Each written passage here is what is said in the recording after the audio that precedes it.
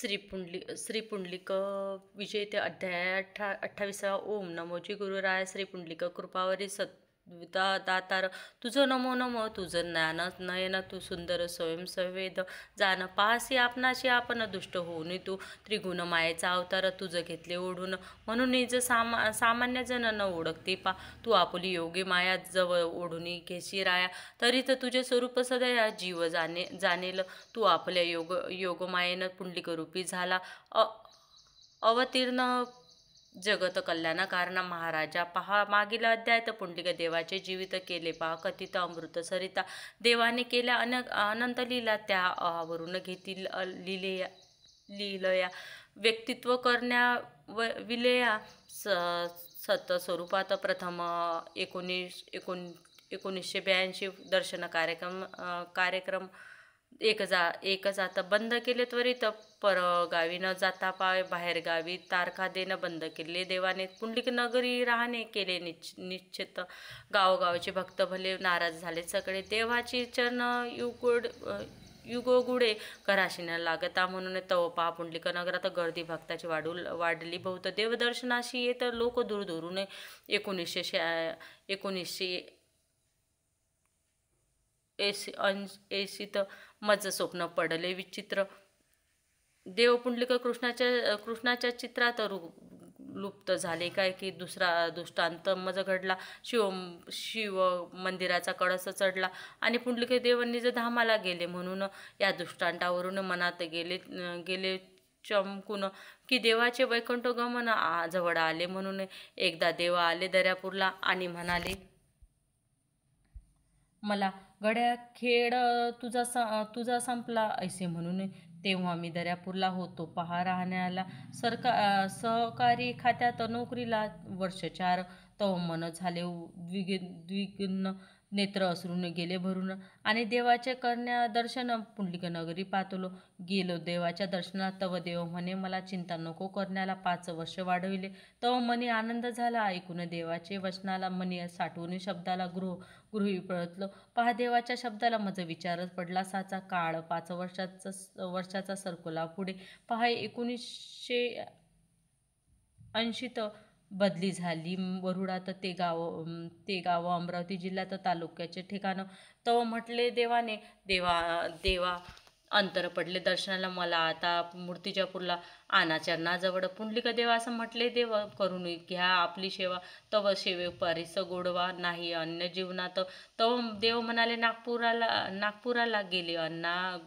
गुल्हानेच्या गृहाला त्याची कांता देव मुंगसाजीला होती पा मानत त्याच्या बंगल्यात देवाने भोजन केले प्रेमानं घास भरले बाबा धांडेला देवाने श्रीमुखात तव त्याची कांता बाबा धांडेला म्हणे मी सांगतो अण्णासाहेबांना बदली आपुली मूर्तिजापूरला करावी म्हणून गुल्हाने अण्णा चंपत सहाय्य निबंधक होते सहकारी खात्यात त्यांनी पा मूर्तिजापूरला बदली बाबा धांडेची केली जुलै 1981 गुरुपौर्णिमा महोत्सवात पाय ठेवता देवाचे दरबारात प्रसाद मिळाला खाण्याशी तो कळले मजला बदली झाली मूर्तिजापूरला देवाजवळ गेलो दर्शनात देव हसले गालात त्याच गुरुपौर्णिमेच्या उत्सवाला पूजा देवाची केली मी क्रमात गुरु कृपा वरद हस्त पाहुनिया तव एक भक्त म्हणे मम पत्नीला गुरुपूजा करू द्या प्रथम घरच्या लोकांना तदनंतर दुसऱ्या क्रमाला तुम्ही करावी उचित तव नारायण पातुंड म्हणे त्या भक्ताला पूजा बाबा धांडेस क्रमाला आमच्या घरची दुसरी क्रमांकाला करू सावकाश ही सर्व देवाची कला कडून दे इतरांना सर्वोपरी भक्ताला प्रेम कला देवाच्या अंतराला मग आलं मूर्तिजापुराला दृष्टांत झाला पांडुरंग मुंदेकराला बाबा धांडेसाठी स्टेशन विभागाला घर पाहावे म्हणून तव खराच झाला दृष्टांत घर मिळाले स्टेशन विभागात कल्याणदास लाहोटीच्या घरात होतो राहण्याशी मूर्तिजापूरला केला निवास त्यावेळी नित्य देवाचा सहवास तेने आनंद वाटे जीवास वाटे कृतज्ञता सांज सकाळी देवाचे दर्शन त्यांचे ऐकावे बोधवचन त्यांच्या उच्चित उचित कष्टाचे करून सेवन आनंदाचे होते. देवाचे रात्री जागरण आम्ही दोघं देवासोबती जाणं. देवाच्या प्रेमळ शब्दानं मन राहे उल्हासून नित्य देवाची आरती करून भोजने त्याचे उच्छिष्ट सेवनी जीवन माझे प्रसन्न झाले संपन्न की मूर्तीच्या पोला मज आणून देवाने सेवा घेतली करून धन्य झाले मम जीवन गुरुकृपेचे पै. आता मी 1985 बदली झाली पातुरात.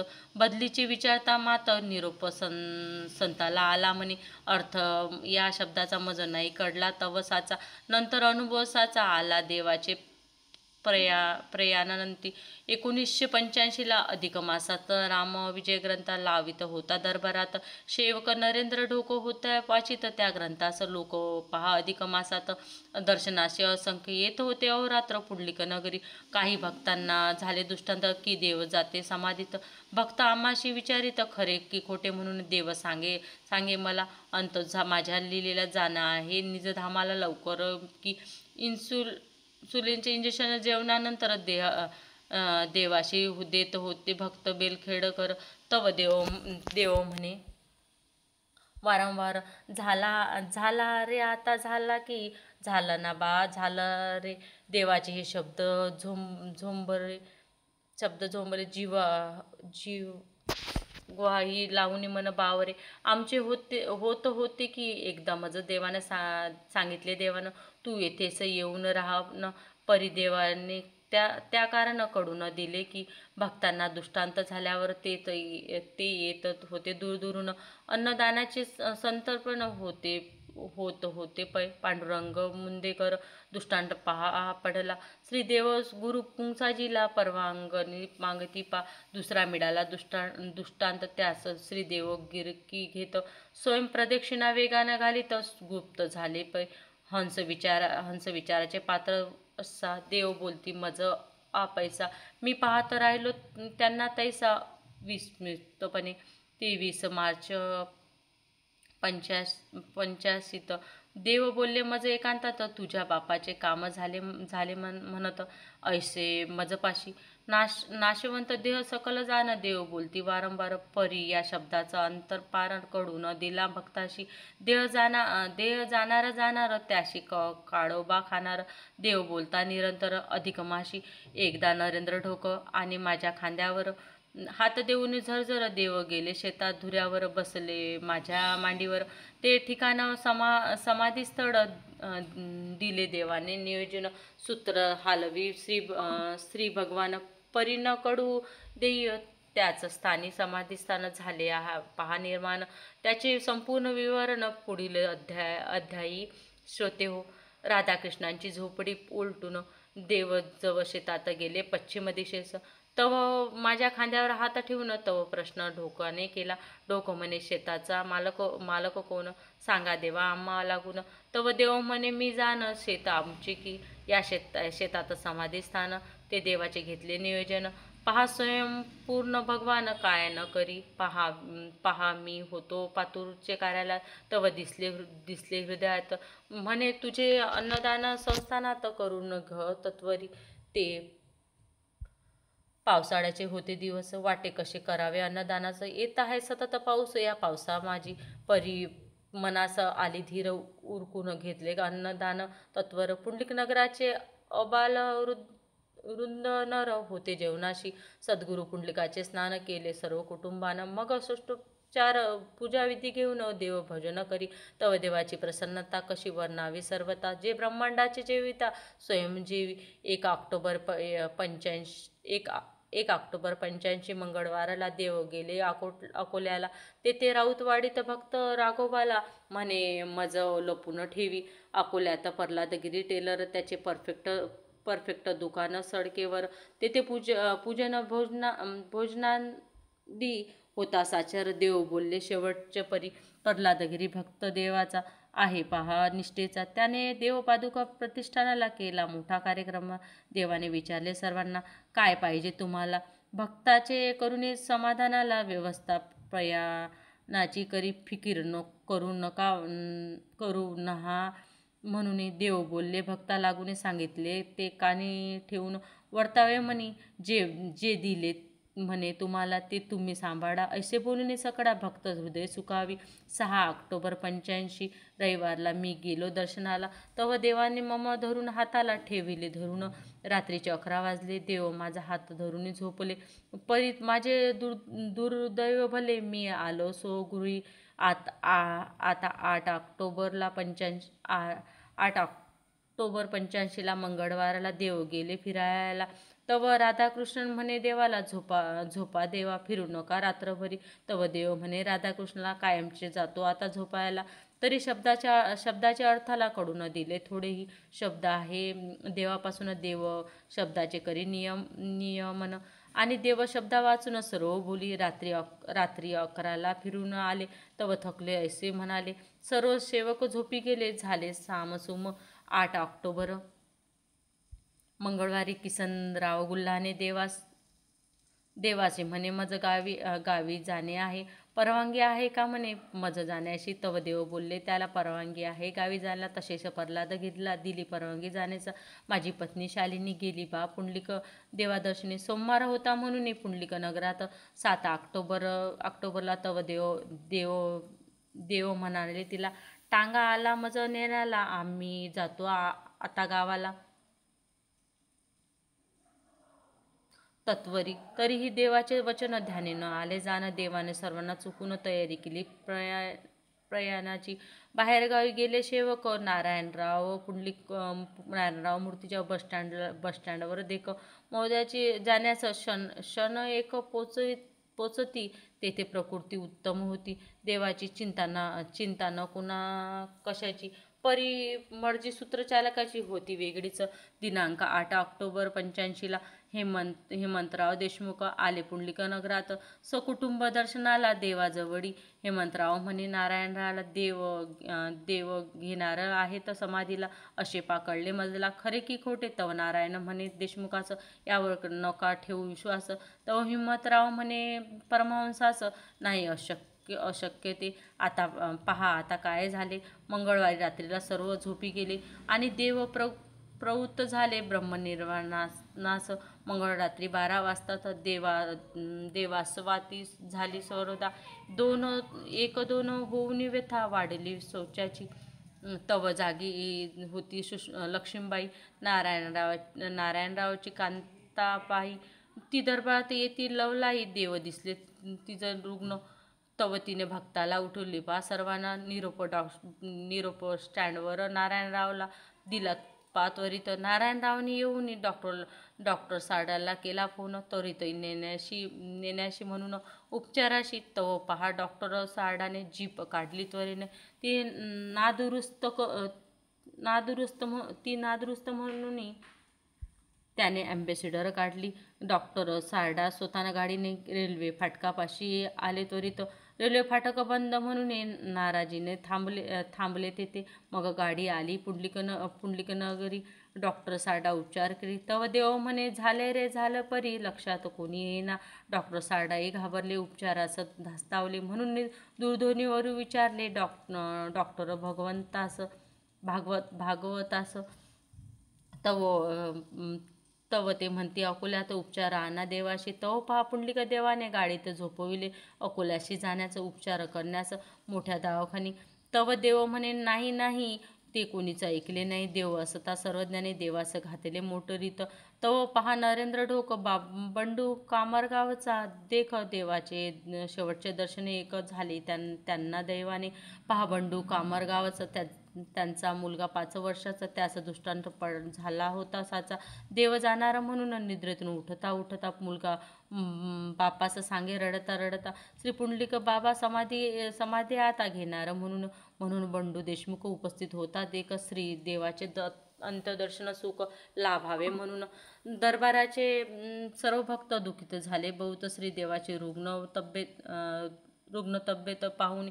तव पहा डॉक्टर सारडाने गाडी नेली वेगाने.